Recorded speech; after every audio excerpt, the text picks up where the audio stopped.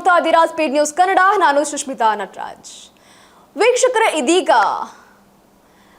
ದರ್ಶನ್ ಕೇಸ್ನಲ್ಲಿ ಸಾಕಷ್ಟು ರೀತಿಯ ಒಂದಷ್ಟು ಅಪ್ಡೇಟ್ಗಳು ಸಿಗ್ತಾನೆ ಇದೆ. ಇನ್ನು ಈ ರೇಣುಕಾಸ್ವಾಮಿ ಕೊಲೆ ಪ್ರಕರಣದಲ್ಲಿ ದರ್ಶನ್ ಅವರು ಏಟು ಆರೋಪಿಯಾಗಿ ಈಗಾಗಲೇ ಜೈಲಿನಲ್ಲಿ ಸಿಗಾಕೊಂಡು 1.5 ವರ್ಷ ಕಳೀತಾ ಇರುವಂಥದ್ದು. ಅದರ ಜೊತೆಗೆ ದರ್ಶನ್ ಅವ್ರಿಗೆ ಇದೀಗ ಬಿಗ್ ಶಾಕ್ ಕೂಡ ಎದುರಾಗ್ತಾ ಇದೆ.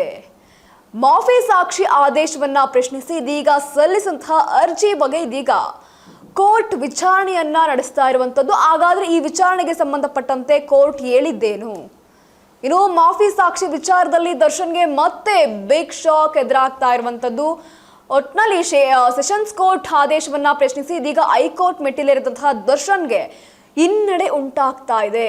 ಈ ಕುರಿತು ಸಂಪೂರ್ಣ ಮಾಹಿತಿ ಏನೇನು, ಅಲ್ಲಿ ಏನೆಲ್ಲ ನಡೀತು ಅಂತ ನೋಡೋದಾದ್ರೆ, ಇನ್ನು ರೇಣುಕಾಸ್ವಾಮಿ ಕೊಲೆ ಪ್ರಕರಣದಲ್ಲಿ ಪರಪ್ಪನ ಅಗ್ರಹಾರ ಜೈಲು ಪಾಲಾಗಿರುವಂತಹ ದರ್ಶನ್ಗೆ ಮಾಫಿ ಸಾಕ್ಷಿ ಕಂಟಕದ ಶುರುವಾಗಿರುವಂತದ್ದು. ಇನ್ನು ಕಳೆದ ಕೆಲವು ದಿನಗಳಿಂದ ನ್ಯಾಯಾಲಯದಲ್ಲಿ ವಿಚಾರಣೆ ನಡೀತಾ ಇರುವಂತದ್ದು. ಇದೀಗ ಮಾಫಿ ಸಾಕ್ಷಿ ವಿಚಾರದಲ್ಲಿ ದರ್ಶನ್ಗೆ ಮತ್ತೊಮ್ಮೆ ಶಾಕ್ ಉಂಟಾಗ್ತಾ ಇದೆ.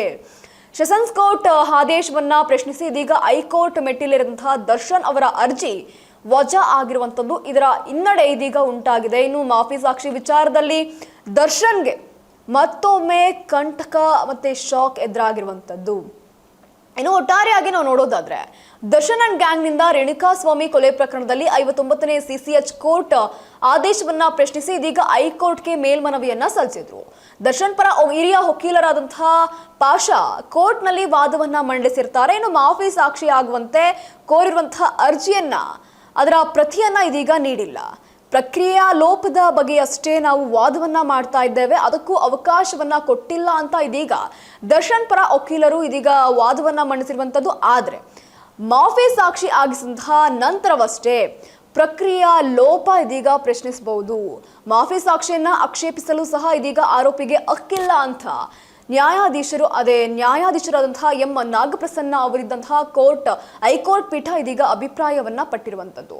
ಇನ್ನು 59ನೇ CCH ಕೋರ್ಟ್ನ ಆದೇಶದಲ್ಲಿ ಮಧ್ಯ ಪ್ರವೇಶಿಸೋದಿಲ್ಲ. ಹೌದು, ವಿನಯ್ ಕುಲಕರ್ಣಿ ಕೇಸ್ನ ತೀರ್ಪನ್ನ ಸುಪ್ರೀಂ ಕೋರ್ಟ್ ಒಪ್ಪಿದೆ.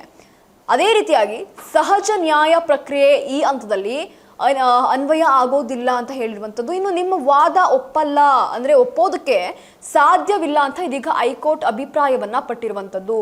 ಅದೇ ರೀತಿಯಾಗಿ ಆರೋಪಿಗೆ ಆಕ್ಷೇಪವಾದಂತಹ ಅವಕಾಶವನ್ನ ನೀಡಿದ್ರೆ ಪ್ರಕ್ರಿಯೆ ಇನ್ನು ಮುಗಿಯುವುದಿಲ್ಲ. ವಿನಯ್ ಕುಲಕರ್ಣಿ ಕೇಸ್ನಲ್ಲಿ ಈಗಾಗಲೇ ಆ ಅಂಶದ ತೀರ್ಮಾನವಾಗಿದೆ. ಹೈಕೋರ್ಟ್ ನೀಡಿದಂತಹ ತೀರ್ಪನ್ನ ಸುಪ್ರೀಂ ಕೋರ್ಟ್ ಒಪ್ಪಿದೆ. ಹೀಗಾಗಿ 59ನೇ CCH ಕೋರ್ಟ್ ಆದೇಶದಲ್ಲಿ ಮಧ್ಯ ಪ್ರವೇಶಿಸೋದಿಲ್ಲ ಅಂತ ಇದೀಗ ನ್ಯಾಯಾಧೀಶರಾದಂತಹ ಎಂ ನಾಗಪ್ರಸನ್ನ ಅವರಿದ್ದಂತಹ ಹೈಕೋರ್ಟ್ ಪೀಠ ಇದೀಗ ಆದೇಶವನ್ನ ಕೊಟ್ಟಿರುವಂಥದ್ದು. ಒಟ್ಟಾರೆಯಾಗಿ ಈ ಮಾಫಿ ಸಾಕ್ಷಿ ಅಂತ ಪ್ರದೂಷ್ ಯಾವಾಗ ಇದಾದ್ರು ಅವಾಗಿಂದಾನು ಸಹ ಒಂದಷ್ಟು ವಿಚಾರಣೆ ನಡೀತಾನೆ ಇದೆ. ಬ್ಯಾಕ್ ಟು ಬ್ಯಾಕ್ ಸಂಕಷ್ಟಗಳು ಎದುರಾಗ್ತಾನೆ ಇದೆ. ಒಂದಲ್ಲ ಎರಡಲ್ಲ, ಒಂದಷ್ಟು ವಿಚಾರಗಳನ್ನ ಯಾವ ರೀತಿ ತೆರೆದಿಟ್ರು ಅಂತ ಅಂದ್ರೆ, ಇದನ್ನ ಒಪ್ಕೊಳ್ಳೋಕೆ 1.5 ವರ್ಷದಿಂದ 2 ವರ್ಷ ಬೇಕಾಗಿತ್ತ ಪ್ರದೂಷ್ಗೆ ಅನ್ನುವಂತಹ ಮಾತು ಬಂದ್ಬಿಡುತ್ತೆ. ಇಷ್ಟು ದಿನ ಎಲ್ಲೋಗಿತ್ತು ಪ್ರದೂಷ್ ಅವರ ಈ ನಿಷ್ಠೆ? ಒಟ್ಟಾರೆಯಾಗಿ ಹೌದು, ಎಲ್ಲರಿಗೂ ಒಂದಷ್ಟು ಕಷ್ಟಗಳಾಗಿರ್ಬೋದು, ಇವೆಲ್ಲವೂ ಸಹ ಇರುತ್ತೆ. ಆದರೆ ಇಷ್ಟು ಟೈಮ್ ತಗೊಂಡು ಪ್ರದೂಷ್ ಅವರು ಇವಾಗ ನಾವು ಮಾಫಿ ಸಾಕ್ಷಿಯಾಗಿ ಹೊರ ಬರ್ತೀವಿ ಅನ್ನುವಂತಹ ಮಾತನ್ನ ಹೇಳಿರುವಂಥದ್ದು. ಇನ್ನು ಈ ವಿಚಾರಕ್ಕೆ ಸಂಬಂಧಪಟ್ಟಂತೆ ಈಗಾಗಲೇ ನ್ಯಾಯಾಧೀಶರು ಸಹ ಒಂದಷ್ಟು ಹೇಳಿಕೆಯನ್ನ ಕೊಟ್ಟಿದ್ದಾರೆ. ಈಗಾಗಲೇ ಹೈಕೋರ್ಟ್ ಪೀಠದಲ್ಲಿರುವಂತಹ ನಾಗಪ್ರಸನ್ನ ಅವರು ಸಾಕಷ್ಟು ರೀತಿಯಲ್ಲಿ ಆದೇಶವನ್ನ ಹೊರಡಿಸಿರುವಂಥದ್ದು. ಒಟ್ಟಾರೆಯಾಗಿ ಈ ಕೇಸ್ಗೆ ಸಂಬಂಧಪಟ್ಟಂತೆ ಮುಂದೆ ಯಾವೆಲ್ಲ ರೀತಿಯಲ್ಲಿ ಅಪ್ಡೇಟ್ ಸಿಗುತ್ತೆ, ಯಾವೆಲ್ಲ ರೀತಿಯಲ್ಲಿ ಬೆಳವಣಿಗೆ ಆಗುತ್ತೆ ಅನ್ನೋದನ್ನ ಮಾತ್ರ ಕಾದ್ ನೋಡಬೇಕಿದೆ. ಇದಾಗಿತ್ತು ಈ ಕ್ಷಣದ ಸುದ್ದಿ. ಮತ್ತಷ್ಟು ಅಪ್ಡೇಟ್ಸ್ಗಾಗಿ ನೀವು ನೋಡ್ತಾ ಇರಿ ಸ್ಪೀಡ್ ನ್ಯೂಸ್ ಕನ್ನಡ. ಸುದ್ದಿ ನಿಮ್ಮದು, ವೇಗ ನಮ್ಮದು.